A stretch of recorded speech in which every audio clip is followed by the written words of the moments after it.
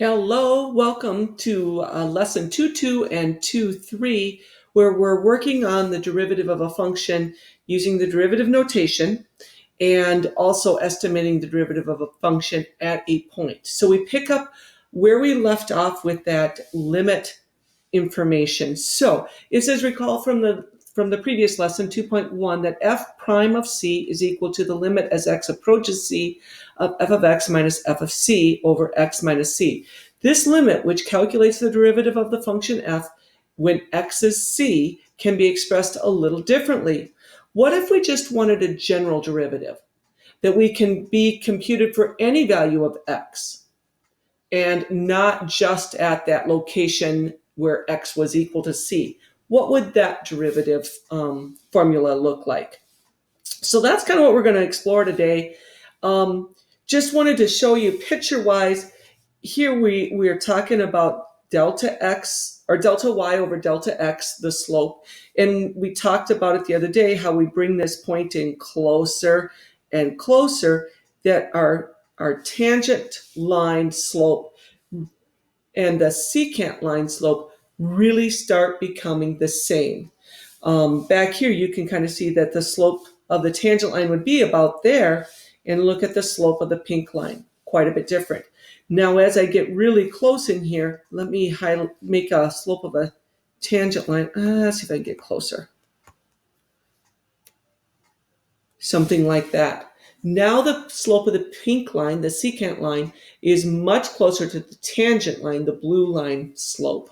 So that's what we always try to do, is make this difference between the 2 points go to zero. So here I would have delta x goes to zero. So I could write a limit allowing delta x to go to zero. So this activity says, consider the limit as x goes to c of f of x minus f of c over x minus c. Let x equal c plus h. So c plus a little bit more. Rewrite and simplify the limit above using the new expression. So let's just see what this could be. We have our point c and f of c here. So there's that ordered pair where this is x equals c. And now what they're asking us to do is move over by some distance h, so that we have a plus h going on here. I can't write that. There we go. We have some additional movement to the right by h. That would give us the point c plus h comma f of x of c plus h. And then, of course, if we tried to take this point and move it closer, let me unlock that so I can move it. Oh, I guess it's not going to let me. Darn it. Moving it closer, we would get closer to the slope of the derivative. All right, well, let's walk through this one. And it says, consider the limit as x goes to c of f, and they want us to replace x with c plus h minus f of c divided by, replace x with c plus h,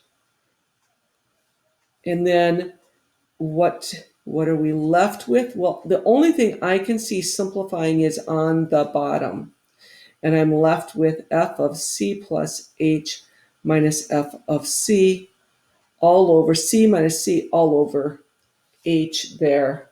Oh, this shouldn't be as c. This should be as h goes to zero, because we no longer have any x's, do we? So as h goes to zero, this will make more sense. There we go. As h goes to zero, then I get f of c plus h minus c. And if we take this h and head to zero, then this point here slides back and gets really, really close to c, so that the slope of that secant line becomes the slope of the tangent line.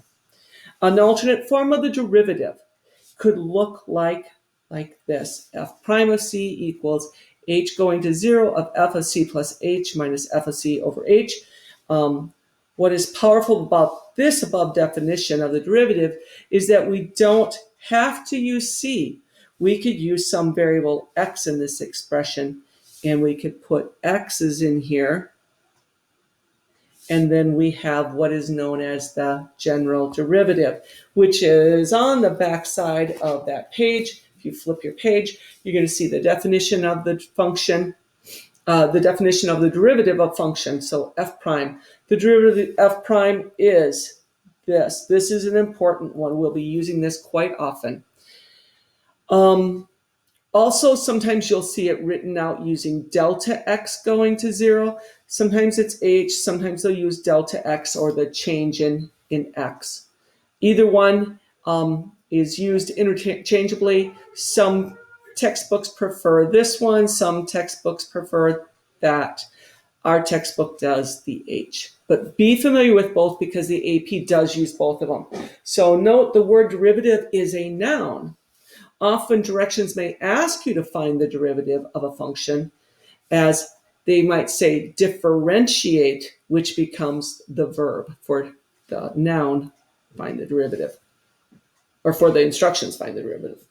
Example 1, find the general derivative by differentiating 4x squared plus 4x minus 1 and determine the domain of f prime of x. Well, the domain won't be very hard. Since it's a polynomial, that means it's continuous everywhere, and that means that every x value is used. We can just say this is all reals. I'm going to insert a page because I don't have very much room here to write, and use a new page. So our function was 4x squared plus 4x minus 1. And they ask us to find the general derivative. So I'm just going to start off with what the formula says. F prime of x is equal to the limit as h goes to 0 of f of x plus h minus f of x over h. Let's substitute in or evaluate those functions. So I'm going to evaluate this function first. I'll do it in blue. Everywhere I see an x, I'm using x plus h. So I'll have 4x plus h squared plus 4 times x plus h minus 1. Next, I'm going to do this one in green, evaluate the function at x. Well, that is what we're looking at there, so minus. Get a parentheses because this is subtracting all three terms, or distribute the negative as you go through it. All over h. Now, that was just a lot of substituting. The next step is a lot of algebra. We're just going to simplify all that top stuff. Okay?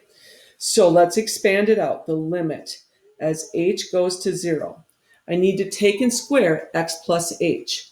That's going to look like an x squared plus a 2xh plus an h squared.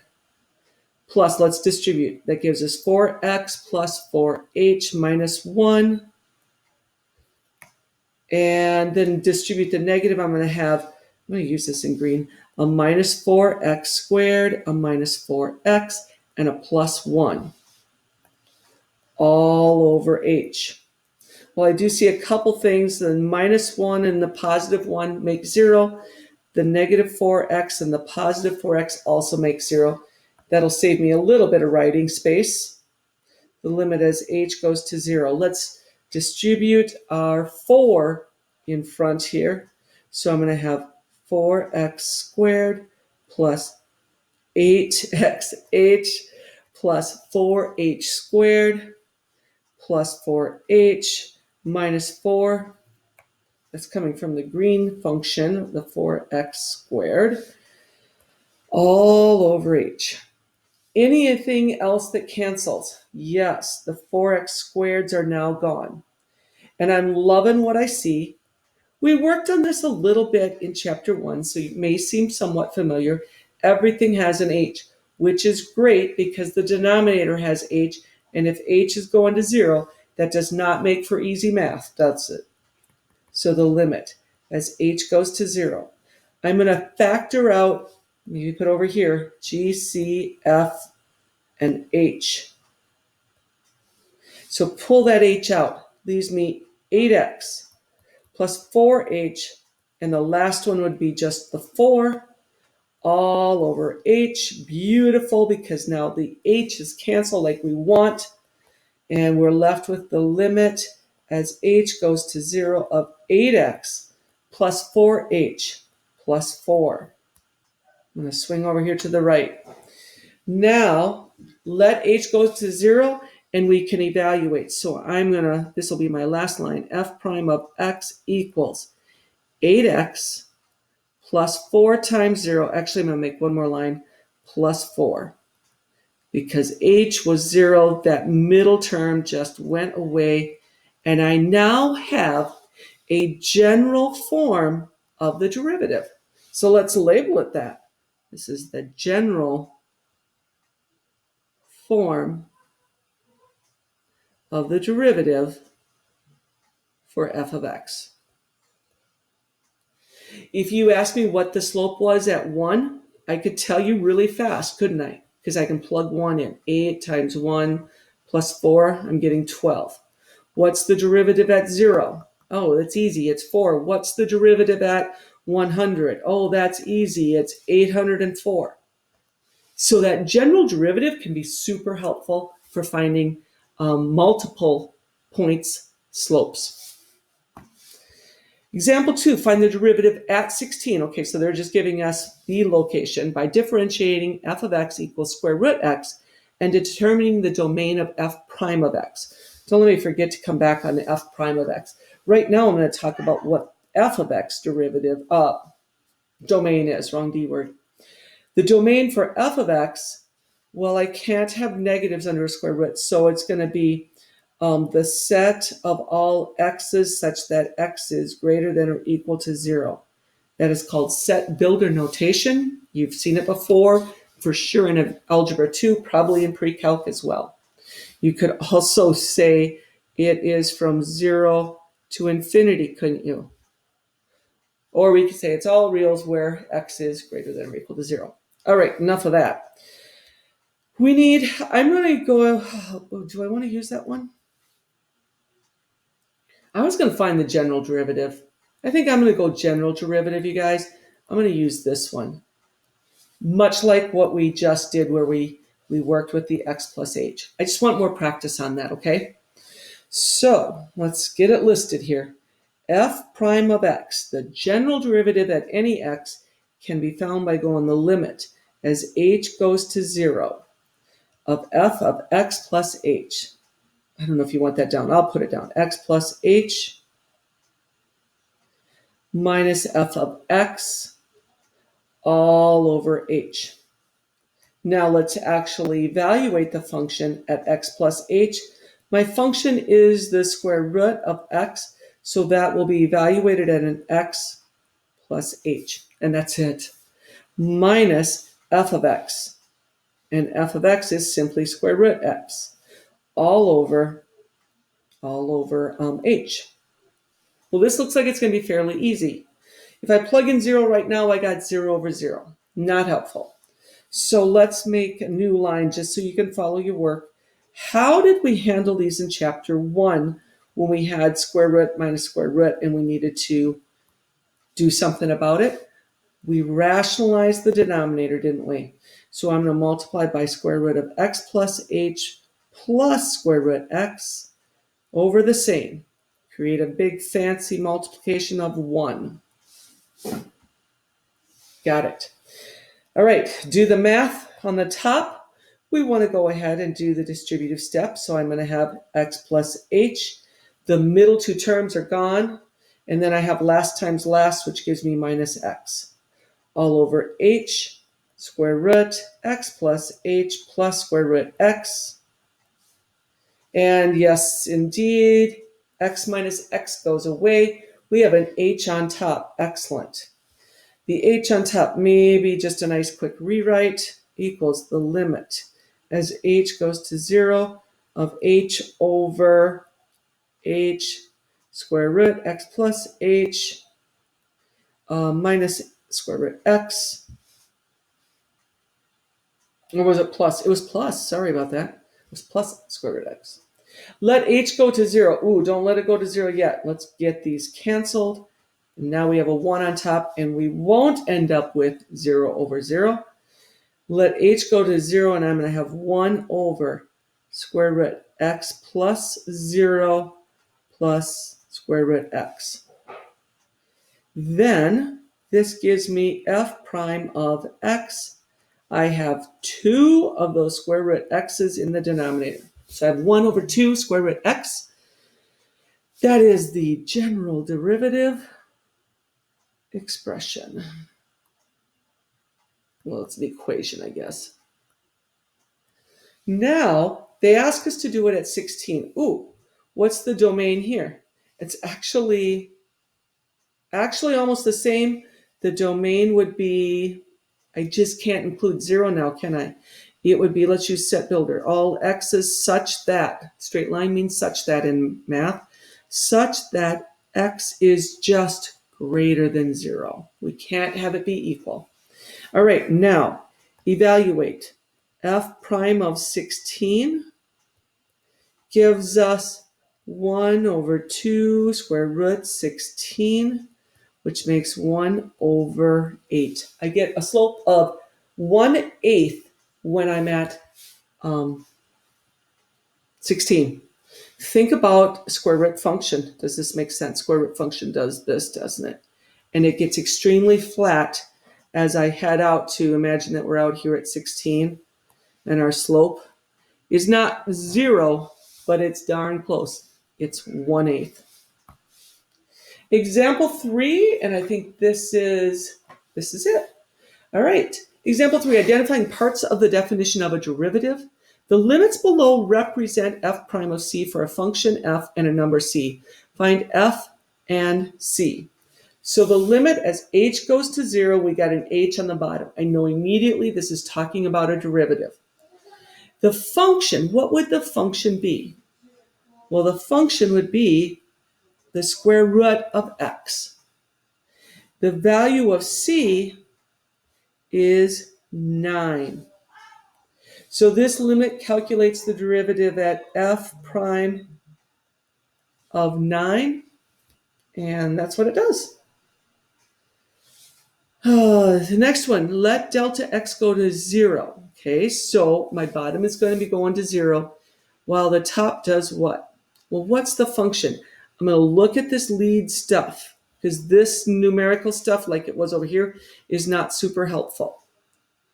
And I'm comparing this with f of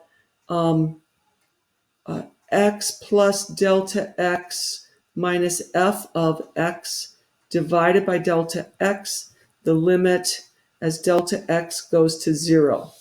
The alternate definition, this guy, definition of a derivative. So that's what I'm doing a comparison to in my mind so I can pick out parts.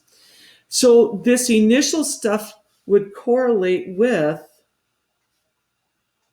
this. This is describing the function at x delta x. So I would have a 2 plus stuff squared, or cubed, sorry, stuff cubed. What is the value of c?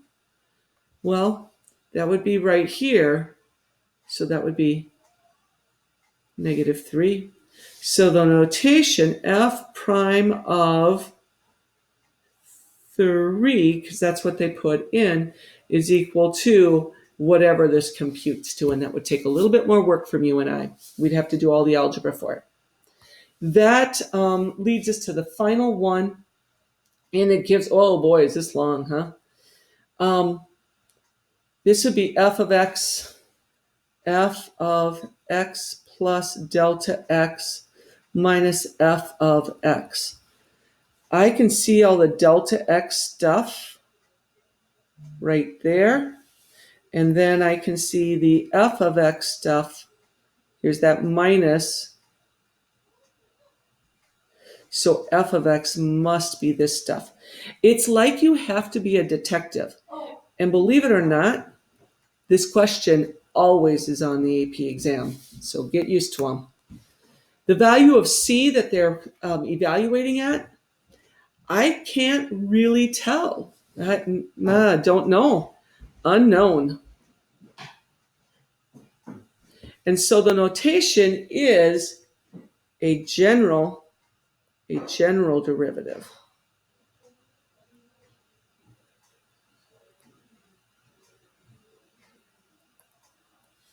A general derivative. So I would just say it's f prime of x. Okay, excellent. Your homework is to do the Skill Builder worksheet, and it's going to have you, working that out. It's going to be a lot of algebra, okay?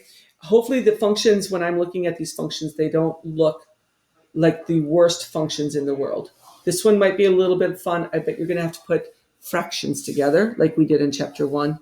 Square root, that's going to be a rationalizing one. You're going to have to rationalize the denominator on that, or actually the numerator, rationalize style. And then down at the bottom, you are trying to evaluate the function at points, okay? I think I'll leave my solution guide open on this one so that it makes it a little bit easier for you. All right, good luck.